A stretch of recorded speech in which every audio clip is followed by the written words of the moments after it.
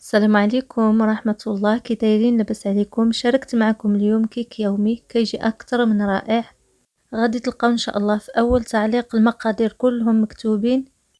عندي هنايا خلاط الكهربائي مولينكس، كنطحنو فيها كل شي، البيض مع باقي المكونات. كنطحنو البيض مع السكر والفاني حتى كيرجع الخليط كما شفتو كيتبدل اللون ديالو، وعاد كنضيفو الزيت وباقي المكونات. ملي كيطحنوا مزيان كنضيفهم هنا في واحد المول.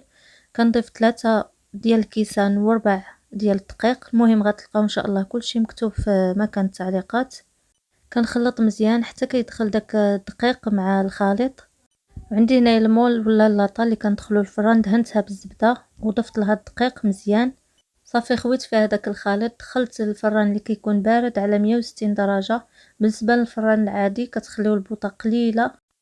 صافي خليتها انا 40 دقيقه صافي حتى عطات الريحه ديالها كتكون طابت. كما كتشوفوا راه كتجي منكهه، المذاق ديالها غزال ولذيذ بزاف، وكتجي اسفنجيه وبالصحه والراحه.